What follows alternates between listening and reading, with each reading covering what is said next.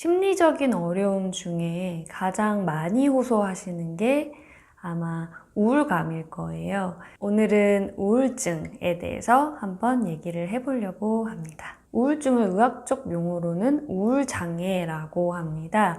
우울장애에는 이제 여러 가지가 있어요. 주요 우울장애도 있고, 지속성 우울장애도 있고, 월경전기 불쾌장애도 있고, 파괴적 기분 조절 곤란장애도 있습니다. 이 중에서 우리가 대표적으로 많이 알고 있고 경험하고 있는 주요 우울 장애에 대해서 오늘은 살펴볼 거예요.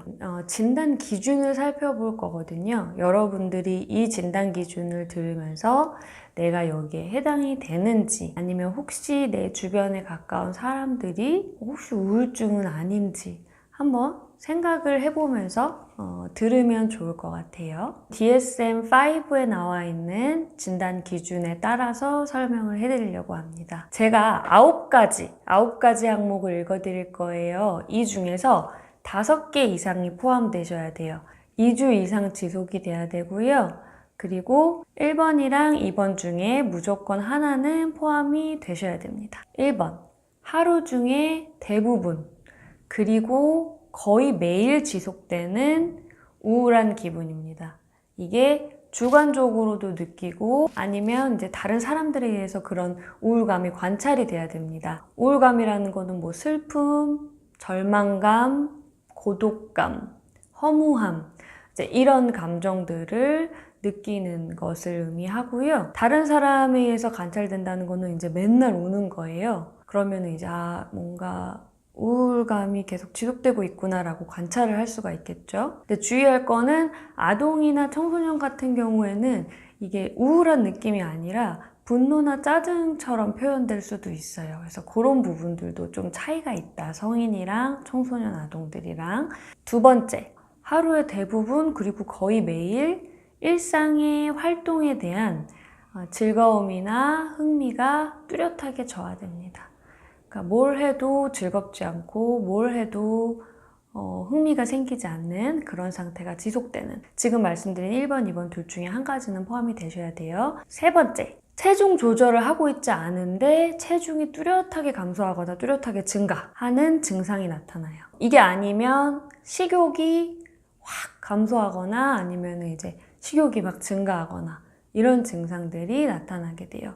4번째, 거의 매일 불면이나 가다수면이 나타나게 됩니다. 불면이라는 거는 잠이 잘 안 온다거나 잤는데 자꾸 깬다거나 이런 일이 있을 수가 있고요. 아니면 오히려 잠이 너무 많이 들거나, 그래서 특히 아침에 일어나기 어려워서 학교나 직장에 이렇게 지각을 한다거나 그냥 안 가게 돼버린다거나 이런 일들이 이제 발생을 하게 돼요. 상담에 왔을 때 제가 들어봤을 때 우울한 느낌이 많이 느껴진다 라고 하면은 항상 체크해 보는 게 요거 2개예요. 먹는 거랑 그 다음에 자는 거. 5번째, 거의 매일 정신운동 초조나 지연이 나타납니다. 정신운동 초조라는 거는 안절부절 못하는 그런 거, 느낌이. 그리고 정신운동 지연이라는 거는 이렇게 축 처지는 느낌. 이게 객관적으로 이제 관찰이 돼야 됩니다. 6번째, 거의 매일 나타나는 피로나 활력의 상실. 그러니까 항상 활력이 없고 되게 피로하고, 그다음에 에너지 수준이 이제 낮아지기 때문에 이러한 증상들이 나타날 수가 있어요. 7, 거의 매일 무가치감이나 과도하고 부적절한 죄책감이 나타납니다. 그래서 이것이 이제 상담을 할 때 되게 많이 발견이 되는데요. 굉장히 자기가 쓸모없다는 느낌, 무능력하다는 느낌, 그 존재 의미가 없다는 느낌, 이런 느낌을 되게 많이 보고를 하세요. 그리고 뭐를 하려고 해도 되게 자신감이 이제 결여되고 최악이고 막 이제 이런 생각들을 하게 돼요. 그리고 과도하거나 부적절한 죄책감, 그러니까 상담사가 느끼기에 이거는 조금 그렇게까지 생각 안 해도 될 수도 있는데 이게 조금 더 이제 그 자기의 세계로 이렇게 들어가다 보니까 과한 그런 죄책감을 느끼게 된다는 거죠.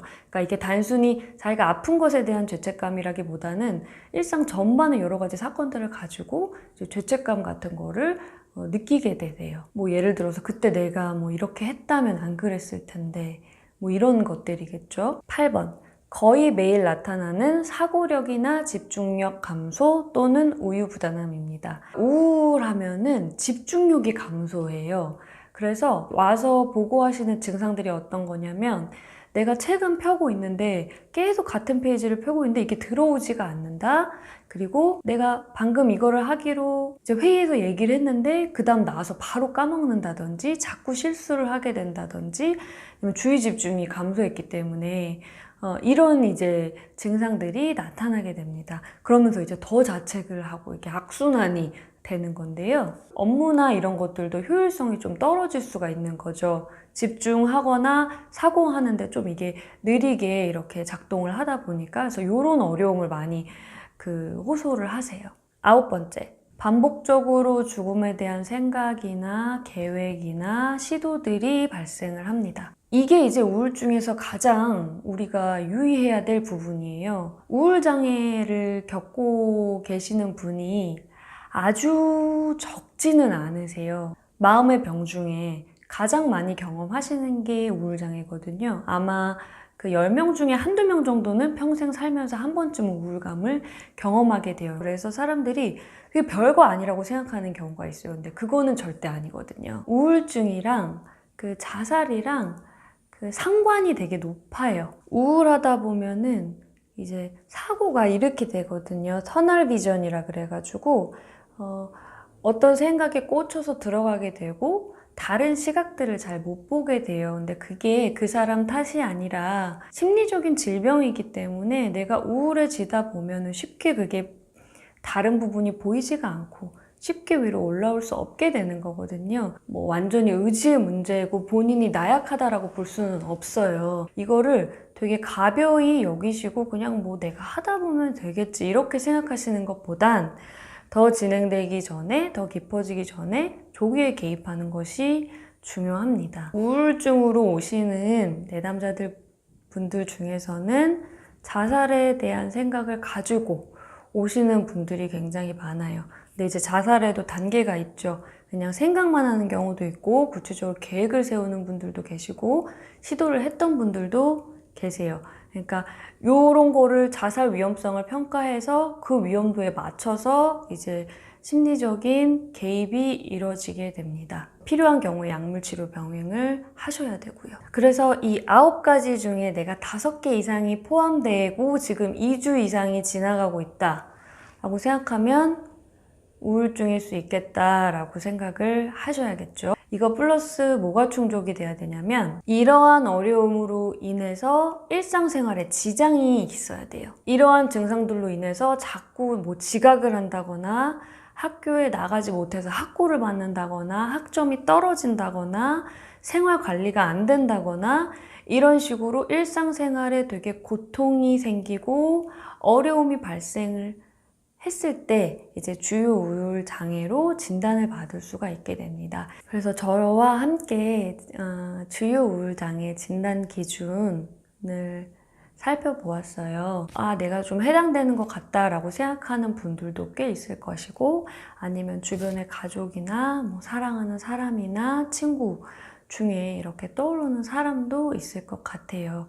그런데 주의해야 될 것은 그렇다고 갑자기 친구한테 가서 너 우울증인 것 같아 이렇게 판단하시는 것은 절대 안 됩니다, 여러분. 그렇게 하시면 안 되고 그럴 수도 있겠다 일단 생각을 하고 계세요. 제가 다음에 또 우울한 친구를 어떻게 도와줄 수 있을지에 대한 영상을 바로 찍어 올릴 거거든요. 네, 그거를 보시고 또 어떻게 상처 주지 않고 정말로 친구에게 도움이 될 수 있을지를 알아보도록 해요, 여러분. 많은 분들이 궁금해 하셨던 우울증에 대해서 알아봤고요. 다음 영상에서 찾아뵙겠습니다.